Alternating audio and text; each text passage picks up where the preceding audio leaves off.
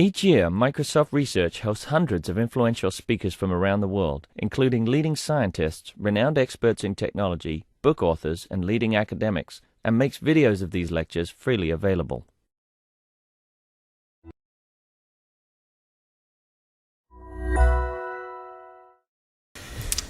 All right, good afternoon. So today Balu Sivan will tell us about economics of repeated sales. Okay. Thanks, Yuval. So this talk is about a really basic economic setting of repeated interaction. So the setting is really simple. You have a single seller who is offering a fresh copy of an item every day to the same buyer. Okay, so think of a fishmonger who's offering fresh fish every day. The buyer who enjoys consuming fish, and the buyer has some value which is private, only he knows it, for consuming the fish, and the value is the same every day. Okay, it doesn't change, but initially this value is assumed to be drawn from a publicly known distribution, meaning that the seller also knows the distribution, right? Once it is drawn, it remains the same every day. Okay, and the seller has a cost which is public, and here we normalize it to 0. Okay, it doesn't change things. Okay, the setting is really simple. So this happens for n days. Each day the seller comes, talks to the buyer. So what is the rule of the game? The seller can post a price on every day. That's all. Okay, the buyer is basically allowed to take it or leave it. If he takes it, pay the price. Right. It happens for n days. Okay, so we call it the fishmonger's problem after Amos Fier suggested this name to us. Okay, so let's look at the most basic fishmonger's problem, one-day interaction, right? So you have a seller and a buyer, right? The buyer's value is private, he knows it, but for the seller it's drawn from this distribution. Now what happens, right? Now you have to post some price. Clearly if the seller posts a price P, the buyer will accept it only if his value is above the price, right? You should do it if and only if. So it's the seller is maximizing the quantity price times the probability that the value exceeds the price, which for the uniform distribution it's clear that it should be a price of half, and he'll say whether he accepted or rejected. He'll get a revenue of exactly a quarter. So right? that's if the buyer doesn't use the hammer.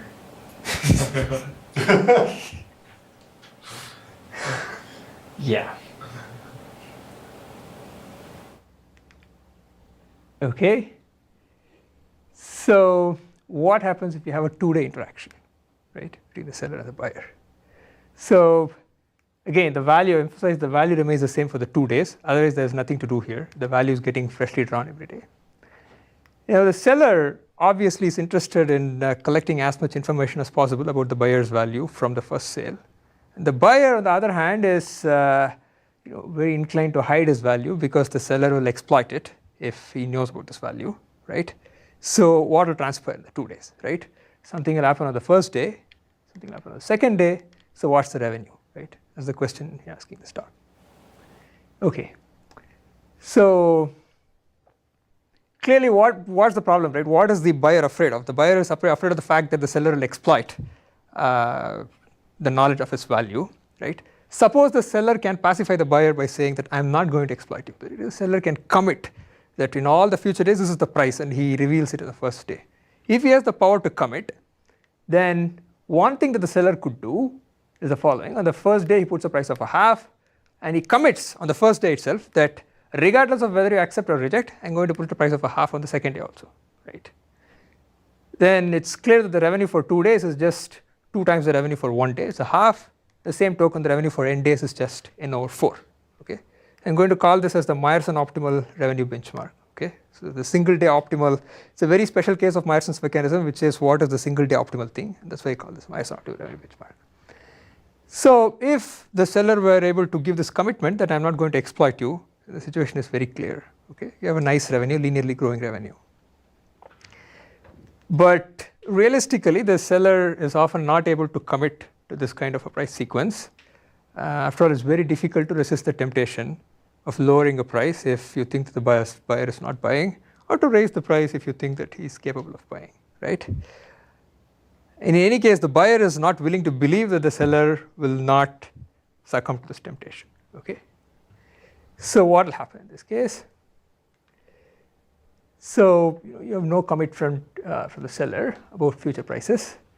So what do you think will happen, right?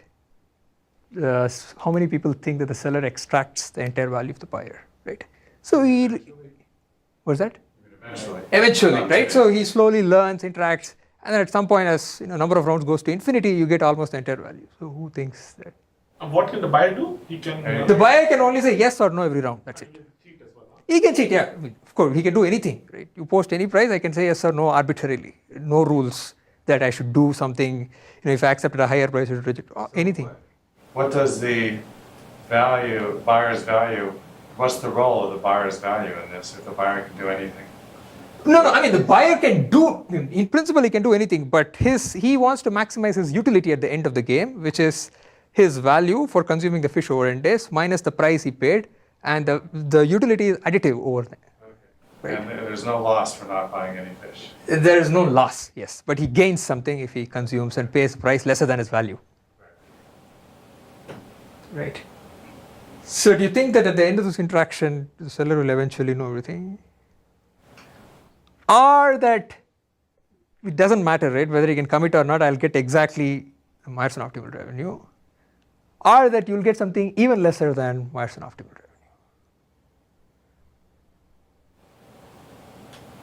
revenue. So, but what is the buyer just trying to maximize, right? Buyer is trying to maximize his own happiness, which we measure by his utility, which is additive over rounds. And in each round, the utility is the value for consuming the fish minus the price he paid. Right? When you say seller cannot commit to future price, he cannot sign a contract or something. There's no contract, correct. Like he's saying, I can only tell you the price for today, I don't know. Yes, anything could happen tomorrow.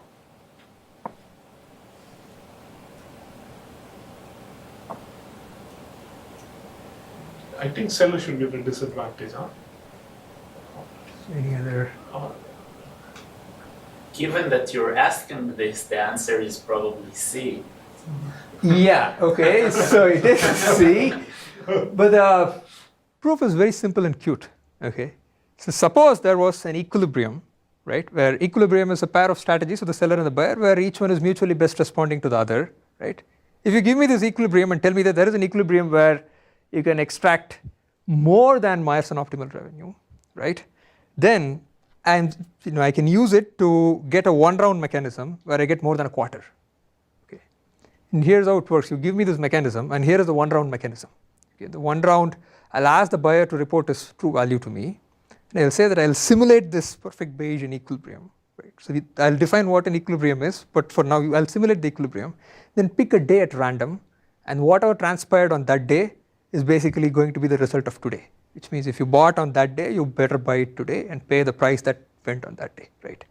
Now clearly, if you got a revenue more than n over 4 in the equilibrium you gave me strictly, then if I pick a day uniformly at random, you're going to get a revenue strictly more than a quarter, which is not possible. Okay, that is known. So that's it. But the surprising fact is not just that you cannot get more than Myerson optimal revenue, you get far, far lesser than this. Okay, for most distributions, the revenue doesn't even grow with n. Okay, it doesn't even grow with the number of days of interaction. In equilibrium. We'll see what the equilibrium is, but this is known. This is not our result. Okay. So to get a sense of what's going on in this, let's begin with 2 rounds and play and see what happens. So again, the seller cannot commit to future prices. So on the first day, let's say he puts a price of P1. Okay. And on the second day, so this is my notation, the subscript is the day, and 0 means that the buyer rejected on the first day, and 1 means he accepted, right? So the game tree. Now, what should the buyer do, right? Let's think of a simple-minded buyer for now, right? The buyer will reject if his value is smaller than some threshold t, and will accept if the value is larger than some threshold. So if he rejects, right, then the seller, if he follows this strategy, I don't understand. V is his value, right? V is the buyer's value. And what is T? T is some threshold. So it doesn't depend on the price whether he rejects or not. No, it will depend on the price. T is a function of all the prices. T is a function of the price on the first day, and so there's a whole strategy here, okay. Right? So this buyer has all the tree in his mind. The seller's strategy is basically the price in the first round and what he'll do upon rejection, acceptance, etc. The buyer's strategy is to say what I'll do in the first round and all those things. We are analyzing it piece by piece, right? You have a question? Well, his decision on day one, I don't see how it can depend on the prices on day two, because he doesn't know that. No, but I mean, the point of an equilibrium is that after having played this game for a long time, basically the buyer has the tree, he can see the tree basically. But It's not written somewhere, but he can see I the. don't understand the No, playing for a long time iterative. versus 2 So- days. Okay, so playing for a long time is confusing. So you're in searching for an equilibrium, you can think that the buyer knows the seller's randomized strategy and responds to that. So the seller, so in other words, if the buyer, if given the seller's strategy, the buyer could do something better, then you're not in equilibrium. What does equilibrium mean for a 2-day thing? So equilibrium is, it doesn't matter if it's two or the whole game. What's the whole game? The whole two-day. So I'm going to define, so I'm going to come to that actually. I'm going to formally define what the equilibrium is, etc. But for now, basically, let's say, just assume that the buyer can see the entire strategy of the seller, right? So he can see this price, of course he can see this price before reacting. And let's say that he can also see these things, which I'll say what the game is later, but let's say he can see those things, right? Then he'll come up with some threshold T, and then if the value is smaller, he'll reject, and if value is larger, he'll accept. In which On day one and day two? was that? No, on day two, he basically has to accept or reject just based on the value and the price, right? If his value is greater than the price, he accepts, otherwise he rejects, right? This is for day one. Okay.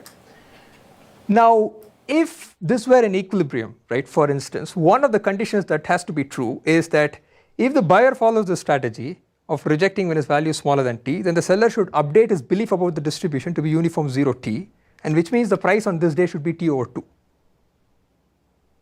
Right? You can deduce this. Right? And similarly, if he accepts V greater than T, you better update the distribution to uniform T1. And it's not difficult to calculate what the optimal price is. Again, it's max of half and T. You can calculate. Right? So these are all necessary conditions for equilibrium. Not sufficient, but these are necessary. Now, if this is true, what can we say from this alone? One thing that is true is the buyer whose value is exactly equal to the threshold should be indifferent between rejecting and accepting. Now, if he rejects, right, he gets to buy just on day 2 at a price of T over 2, right? So that is this utility, T minus T over 2. His value is T, price is T over 2. If he accepts, he gets to buy on both these days, right? And his utility is T minus P1 on the first day. On the second day, he doesn't get any utility because the price is, at least the threshold T, right? The seller knows this information. So this left-hand side utility after rejecting should be equal to the right-hand side utility. So this will give P1 as T over 2. I'm not saying this is the equilibrium. This is one we are guessing basically, right? We're just in the process of guessing. And you can write the expression for revenue purely as a function of T, optimize it. It will come out to be 0.6. In other words, I'm saying this is a guess that we have come up with for an equilibrium for 2 rounds. The price on the first day is 0.3, and the buyer rejects if his value is smaller than 0.6, okay? Not 0.3, but 0.6, and accepts if the value is greater than 0.6, okay? Then you have this, and you can calculate the revenue to be 9 over 20. If you remember, the Myerson optimal revenue was 2 times a quarter, which is a half, which is 10% smaller than Myerson optimal revenue of a half. Okay? I didn't say why it is an equilibrium yet, but it is something. But this still doesn't look too bad, right? This is still only 10% smaller, but things change dramatically from 3 rounds onwards. So before going to 3 rounds, I'll now formalize what a perfect Bayesian equilibrium is. Okay? So if there is no commitment, then how do you reason about the game? We say that the game's outcome will be governed by this perfect Bayesian equilibrium. So what is perfection? So perfectness means that the strategies of the seller and the buyer are in equilibrium, that is, are in mutual best response for every subgame. Okay. So one round has transpired, something has happened in that round, then there is a new game, now you're in a new situation, the belief has changed. For this belief, the strategy should again be in equilibrium. Okay, that is perfection. And Bayesian means that the seller updates his beliefs consistently according to buyer strategies. Right? Now I give you 2 objects in hand, buyer strategy and seller strategy. Given the buyer strategy, your belief updates about the distribution should be consistent with the buyer strategy, and the seller strategy itself should be optimal given his beliefs. Okay? So in other words, in full glory, the seller strategy is as follows. It should specify the price to be posted on the first round. For 2 rounds I'm specifying this, price on the first round. Then for every possible price he could have posted on the first round, he should tell you what is the price he will post on the second round if the buyer rejects this price of X. What is the price on the second round if the buyer accepts this price of X. Okay. Now let's think about this. Clearly a strategy should specify the price on the first round, the second round after rejection and acceptance. Why is it that we should specify why is it we should specify the price in the second round for every possible price on the first round, right? So for doing this, you have to put yourself in the shoes of the verifier, right? I gave you a pair of objects called strategies, and your goal is to verify that these are mutual best responses. What all information do you need to do this? So if I tell you that the price on the first round is P1, you have to see why can't he put a price different from P1, some X, right? So to see this, you have to know how the buyer will react for a price of X for every X, right? So then the buyer strategy should tell you for every possible price X and every possible history what he'll do, right?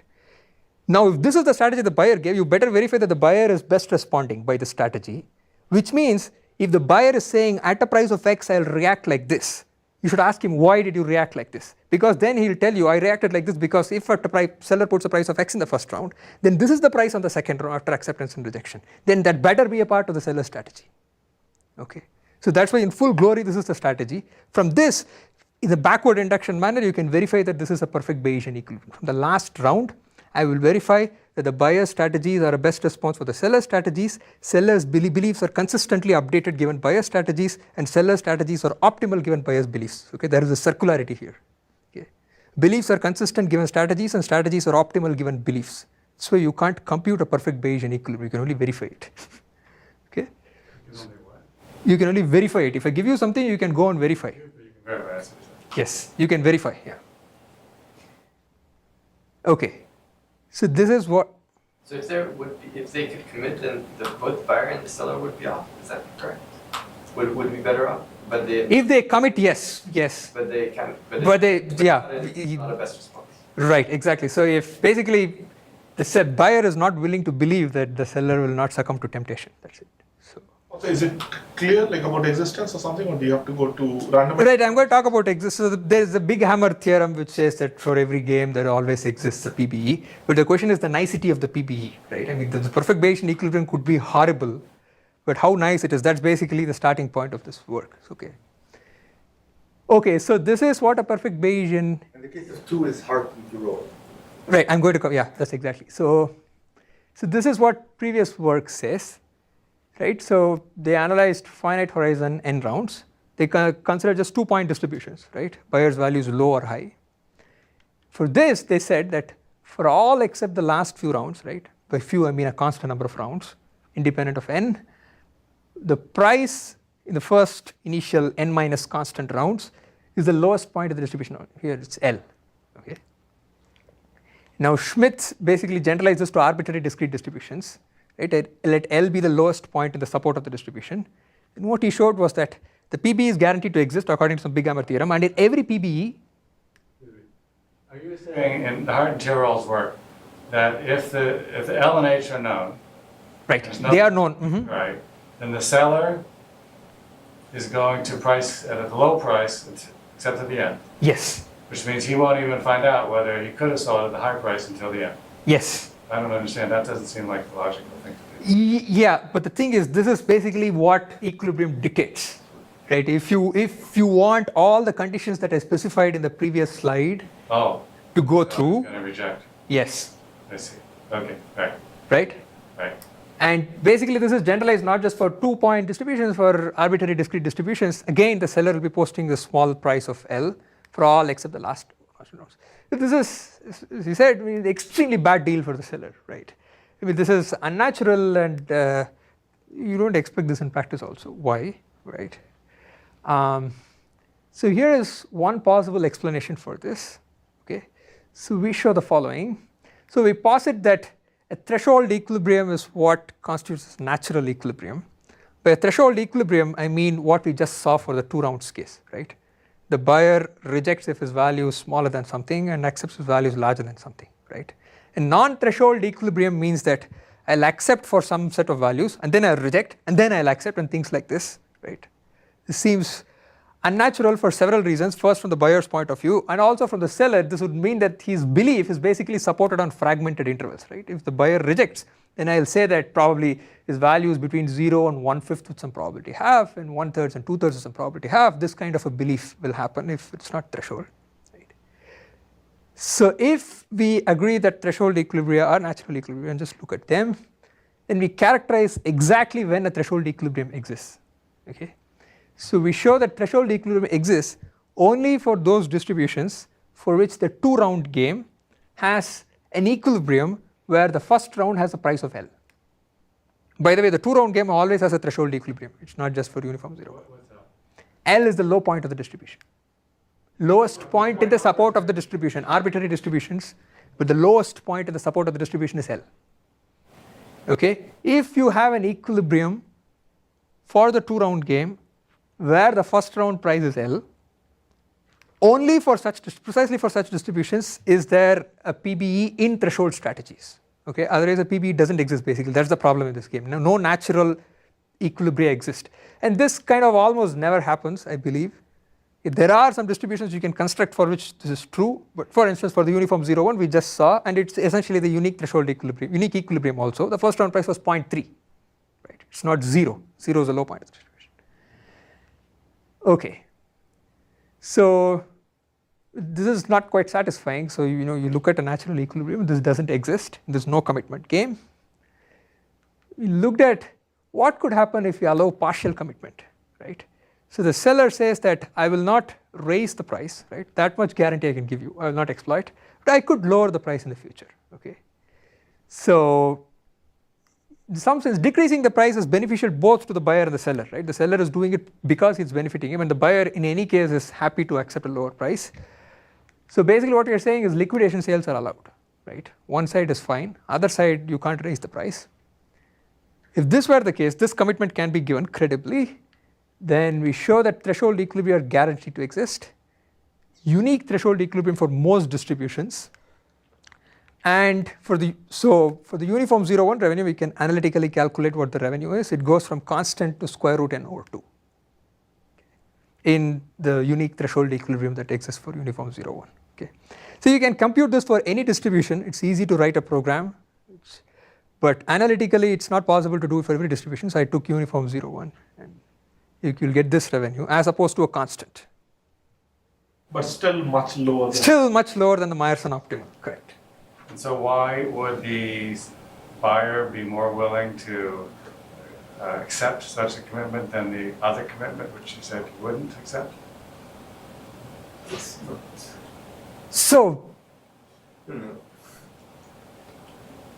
I'm taking that as a rule of the game and then deriving what happens. So suppose this is a rule of the game. So the problem is the seller can give a coupon to the buyer. It guarantees that you can come. I'm selling, if you buy today at this price, here's a coupon that allows you to buy at this price every day for the next 10 days. But the commitment that I won't lower the price is less credible because it's a kind of promise which, it's a, people who tend to say, well, now I have give you a special deal, and that's, you don't see people giving coupons promising in a legally binding way that they won't lower the price. People do announce best price of the year, and then next day it is even better price. And nobody ever sues them for lowering the price. But if they promise a certain threshold on the price, that's a commitment that can be more reasonably made. So maybe I'm not sure exactly that's the question you asked. I think point time also, in case I keep the same price, of course, that's exactly what the Myerson thing is, right? Mm-hmm. In this case, you're telling me if I try to do something like that, the seller will hurt me. Oh, sorry, the buyer will hurt me. I will not be able to earn as much, things, or it will not be in equilibrium. Right, you're not in equilibrium because you have learned that this guy is rejected. You have to lower the price, right? The distribution is to be updated. It's a uniform 0, 1. Then you have to lower the price. You can't put the same price of a half. Half is optimal only for uniform 0, 1, right? It's a 2-day game. So you can't put a price of a half again. You could lower the price, but on this branch, the acceptance branch, price will remain you're bound to put the same price by the rules of the game. So, right, so because of if you retain the ability to lower, the seller retains the ability to lower the price, the buyer will want to Wait. inspire that. Force him to actually lower And it. so he will reject the first day, even if the price is below his value. Okay, so this means the price is monotonic, not that the first price is the maximum price.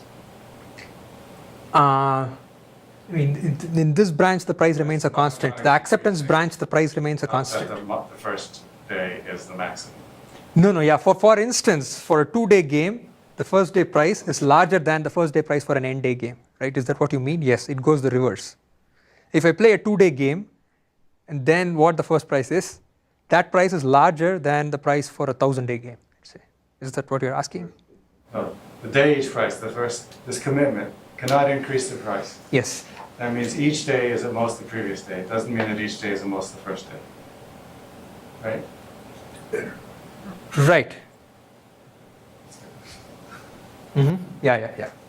But yeah, I mean, but the thing is, once you accept, basically the price won't change at all, right? I mean, I can't raise the price, but I won't lower the price. There's no meaning in lowering the price, right? I know you were affording this price, but basically it is fixed, the branch.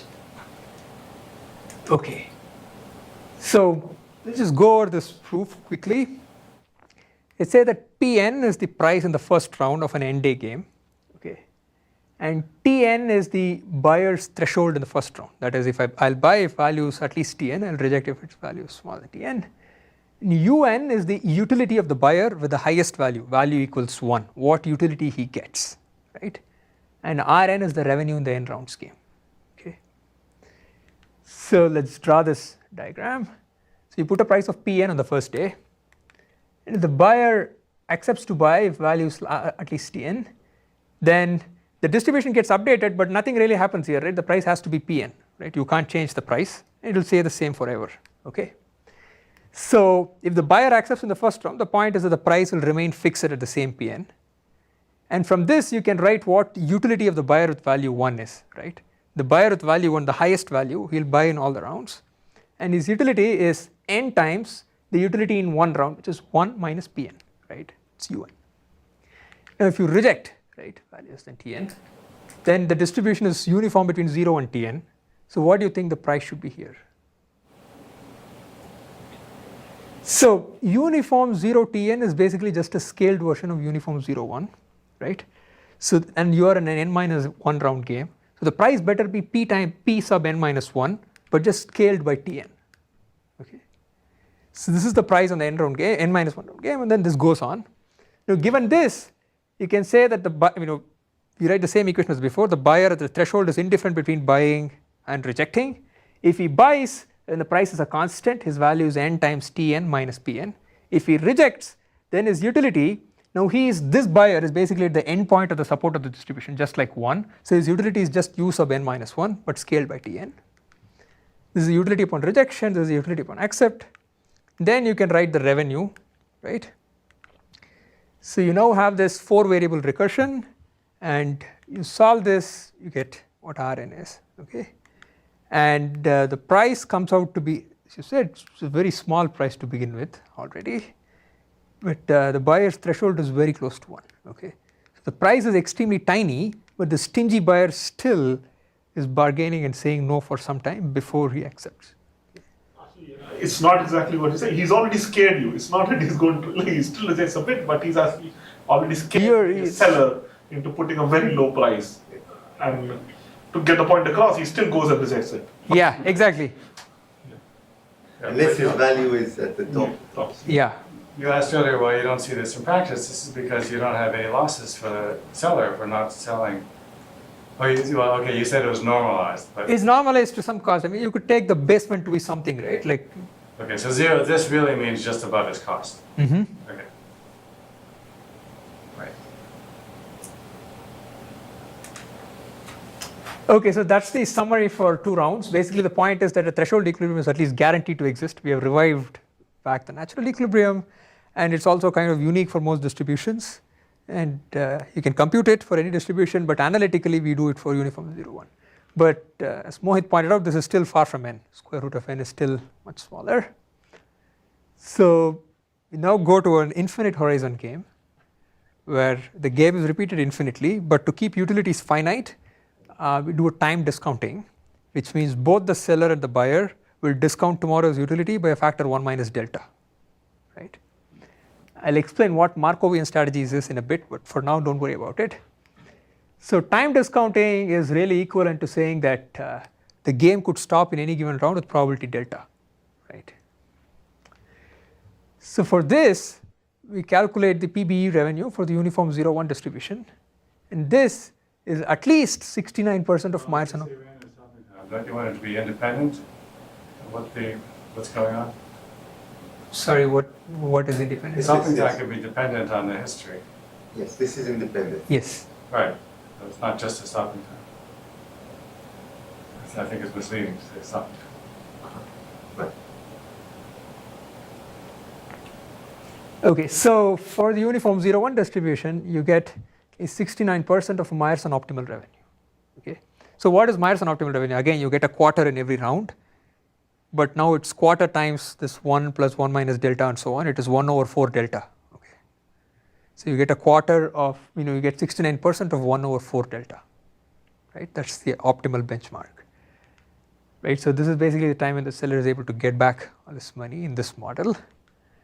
So the main point is that the limit n approaches infinity in the finite horizon game is very different from the infinite horizon game. Okay. The left was not discounted. No, even in the discounted, I didn't say about that, but even if you discount the previous results, the two results I pointed to, previous Hart and Tirol and Schmidt, they show even with discounting, you get the same result, that for the first n minus constant rounds, you post a price of L, and then in the last few rounds something exciting happens, that's it. Okay, so you get a constant revenue. This is a consequence of fixed horizon and backwards induction, but random horizon is more natural. Okay, there's no backwards induction effect here. Okay, so now I'll motivate why we do these Markovian strategies and what Markovian strategies is. So basically, if the strategies were as it was for the finite horizon, basically dependent on the complete history, right? What all the previous prices were and how the buyer bought or rejected, you'll really need infinite memory to even execute the strategy, right? The seller has to remember the entire history of prices and accept reject sequences, okay, what went on in the game. So that's not possible. So you can't even check if a given pair of strategies is in equilibrium. So if I give you something, you can't even verify that these guys are mutually best responding in finite time, okay, if you allowed strategies to be arbitrarily dependent on history. Okay.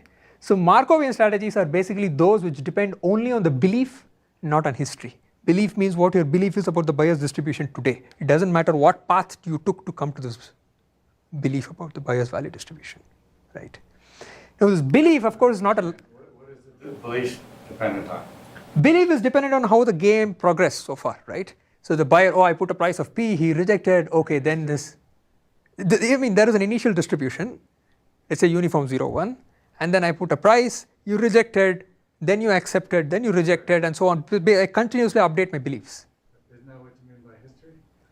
Each time you just use the interval and one move to update the interval. Oh. Okay, so it is dependent on history, but in a more limited way. Yes. So there are several histories probably which could take you to the same belief, and you shouldn't say that for this history I'll do something, that history I'll do something else, right? So the belief is given, that you should say that basically that's all I need for the game, and you should, right, yeah.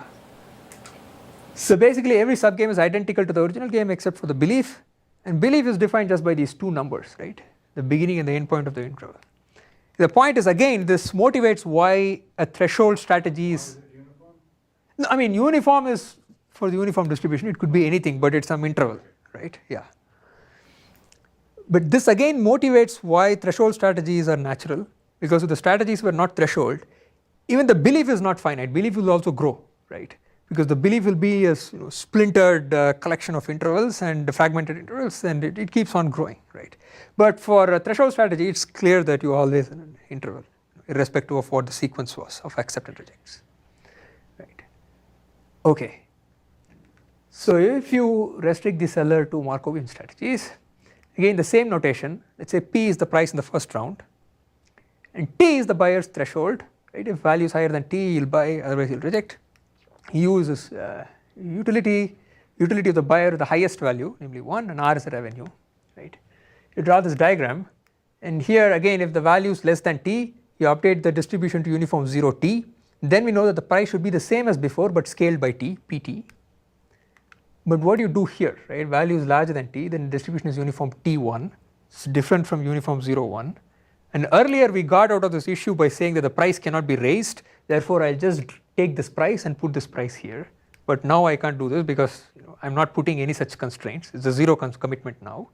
So how do you find out what happens to the uniform T1 distribution? We don't know, but there is only one case for which we know. If it happens that this threshold is at least a half, okay, then for a uniform T1 distribution T greater than half, the optimal is just to put a price of T in all rounds. You can calculate this. Okay, so I won't get into that, but that you can do, okay, if it's at least a half for the uniform 0, 1 distribution. So our is again going to be a guess and verify strategy. Let's assume that T is greater than a half and proceed. If the buyer accepts in the first round, right, then the price remains fixed at T because T is greater than a half, so he gets a utility of 1 minus P in the first round, and then he gets a 1 minus T in every subsequent round discounted with a factor 1 minus delta. So that is that, and the buyer with value T is indifferent between buying and rejecting. If he buys, he gets T minus P, in the future he gets 0. If he rejects, then he gets a utility of the highest buyer, the highest value U, but scaled with T, and then there is a 1 minus delta scaling factor. Then the revenue expression can be written. So you solve this guy, so as delta goes to 0, you take the asymptotics, you get exactly, so this is 0.69, 69% of Myerson optimal revenue benchmark. As T delta goes to 0, and T is approximately this, which also verifies what we assumed, that T should be at least a half. So that's basically the summary for this infinite horizon game. Basically the main point is that the finite horizon game is, in approaches infinity, is very different from the infinite horizon game. Again, mainly because of the assumption of what this Markovian assumption that you made? Yeah, without Markovian, basically I don't know what an equilibrium means, because I don't know how to verify. Yeah. So it's not just a question of analytical tractability or something. I don't know what an equilibrium means. I don't know how to verify it. So finally, so in the infinite horizon game, we saw that even without any commitments, one-sided commitments, you could get a constant fraction, right? 69%. Suppose I allow one-sided commitment now, which means that I promise not to raise prices. So do you think you can get even more than 69%?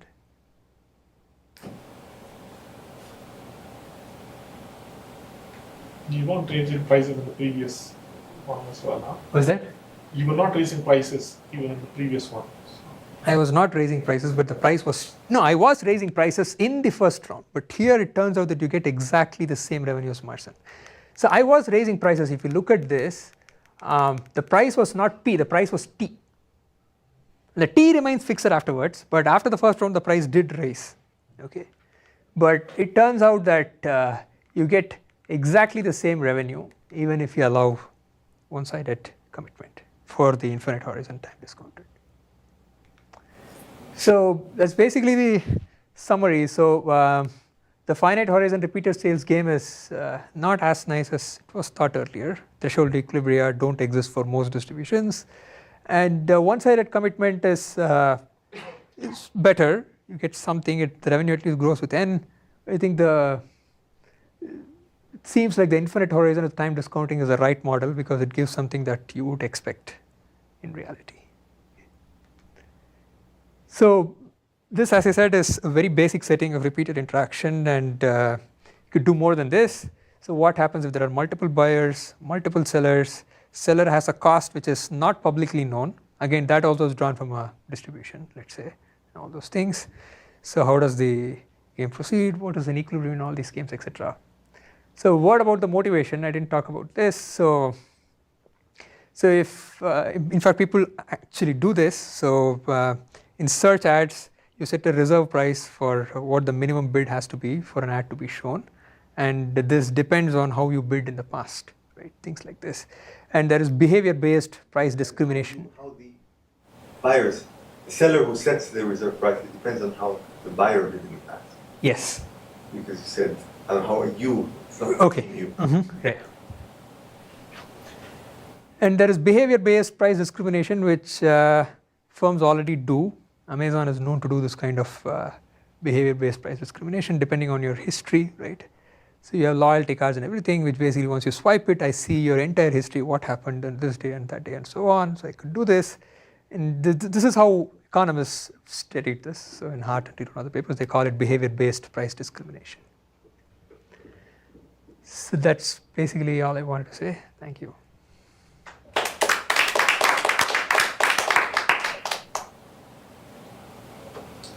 Yeah, so of course, at the end you mentioned that reality there are many sellers and many buyers, and that's perhaps a more important reason for why we don't see the behavior, the question you raised at the beginning. Now, in terms of the commitment, one-sided commitment, you're saying that the commitment was monotone, not that the price be never raised in the first day. So what Yuval mentioned is you could get a coupon for the price the first day, you could buy it at that price forever after. Then you might get upset if the price were lowered.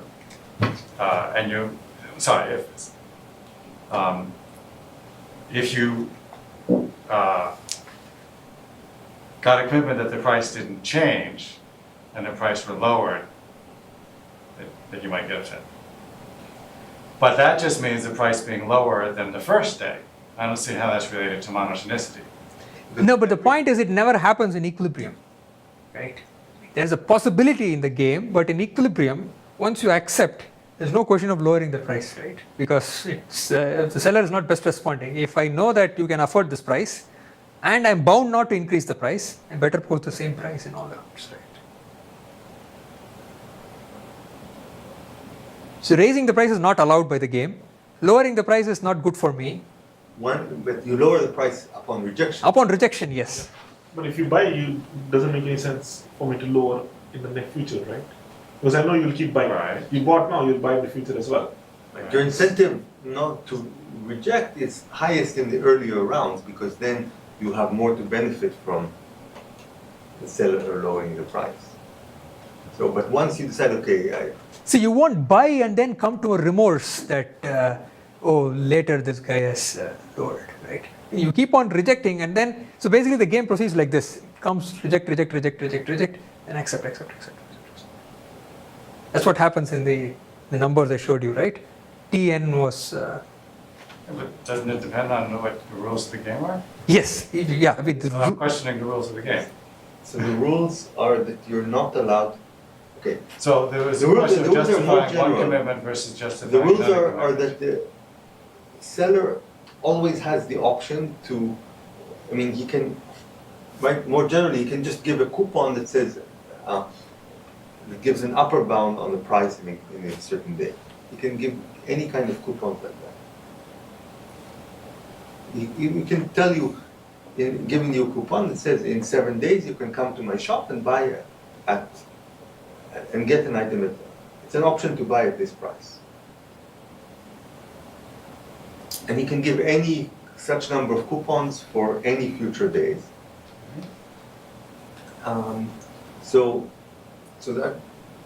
so what is exactly the And so complaint about the...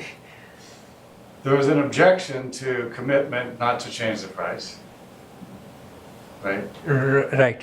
But you said there wasn't an objection to a commitment that the price be monotone, decreasing. I mean, it's in between not doing anything at all and giving full commitment. Right? It's something in between. And of the two sides, I mean, you could do either decide that I won't lower the price or I won't raise the price. Seems like it's more. it's different kind of commitments that are, so it's easier to make a commitment not to increase price because I can just give you a card promising, not to increase the price. So but it's harder and done less in practice to give a binding commitment not to decrease price.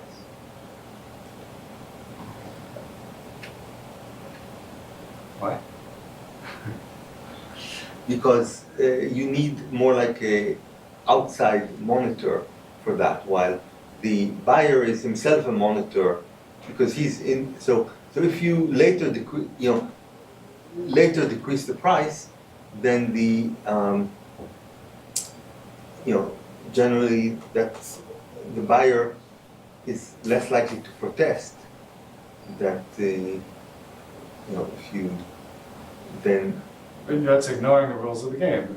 The rules of the game were, I decided asking- what No, so let me- was based on What the fact rule- that you made this commitment and then you violated the commitment, then you would protest. You're saying buyers don't protest in the real world, that's because they don't have any such rules. No, when I said the commitment is Rules not. are less likely to be. No, so for the original game, when I said the seller You is. get a rebate, you get it free or something. If I lower the price, you get it free. Yeah, no, but No, when the seller said I'm not able to commit. commitment just between the two parties. Huh? You come to me, if you don't buy, I give you a coupon, you can always get this price later on in the future, don't worry. Yeah, but that's the maximum price, not monotone. No, every day you come, I'll give you this coupon for the current day's price. If you buy it, of course, then I'll know I'll keep the same price. If you don't buy it, you get this coupon. So of course, then the price will never increase, right? It doesn't make any sense for me to increase because, right? So in some sense, that's No, when I said there is an objection to commitment, it's not about objection. So the objection is that the buyer won't believe. That's the credibility is the problem, not about whether he'll get upset or not. The buyer will not believe if I say anything. That's the reason why we studied the no commitment setting, Well, right? if it's credibility, then what about these coupons that you've also mentioned? The coupons are, this is a legal commitment, right?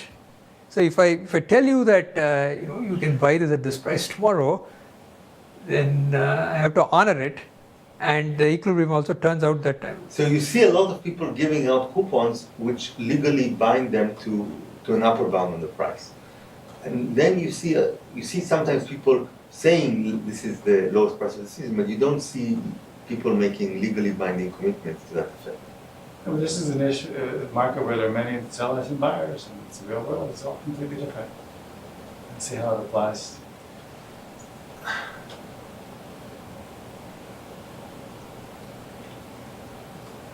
firm interact. maybe on the same point or slightly different. No, can you repeat the one about ad options?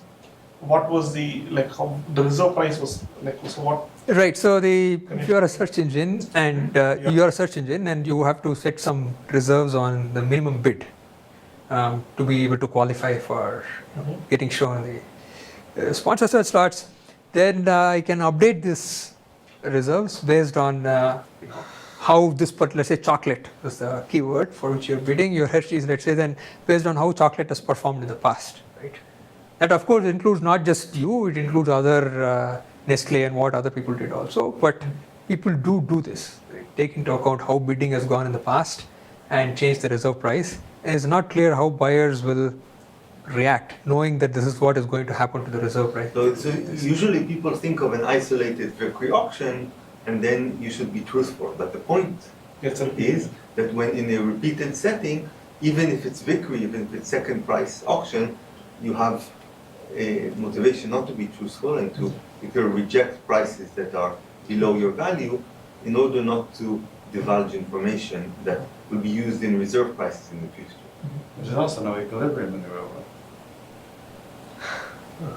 That's arguable. And there are some situations where, How could you argue there's equilibrium in the real world? I mean, Well, you need some model to reason about, right? Otherwise, so how will you reason about what happens Yeah, then? model, but I'm talking about the real world. I made a statement about the real world, not about models. So somebody is stupid at the time, right? Whatever. People are just circling. Is that what you're saying? Because if it's not equilibrium, somebody has a. People aren't even optimizing. so in search, They do. So, for instance, Everybody All just the buyers are optimizing? no. Let me tell you. So, this is one of the most famous things. Why people change from generalized first price to that's what actually not Brazil, but there are many companies who just exactly do this. So GM won't go to Google and bid ads on it. GM will actually hire another company who will bid ads for them on Google, and that company is just his job is just specializing in to optimizing. So earlier, so the current rule is things that it's not equilibrium. Okay, that's what I should do, and I will not bid in the morning or whatever. By afternoon, I know prices will go down. That's when I will bid. Things like that. That's what they. So big companies have enough resources to do that. Yeah, but okay, that's where. So for about 1 month, this happened in the early 2000s when the norm was to do a generalized first price auction, not a second price auction as it is currently run, right? Where if I get shown, I pay what I bid, right? Who did that? This was Yahoo and Oversure at the beginning. Google came and changed basically everything. So at that point, for 1 month, they documented this. There were 2 bidders who were basically competing in the sawtooth behavior, right? I bid something and you bid slightly epsilon more than that, you bid more than that, you bid more than that, you reach some level, then it dropped down to 0. I said, I don't care. Then once I don't care, you realize that there is no point in bidding so high, then you bid so low. For 1 month, they saw the sawtooth behavior. So bots were bidding basically. What did you say at the end? Bots were bidding. Robots. Robots were bidding. Robots were bidding. Yeah. Yeah. So the point is, if you don't take incentives into account, these kinds of things can happen. They did happen. I'm just giving an example.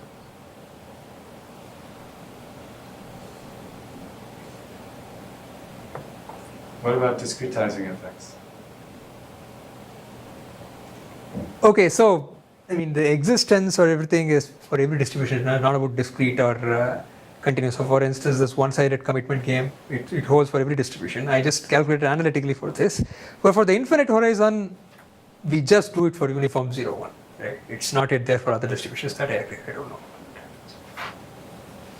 Even uniform discrete. Even uniform discrete we haven't done.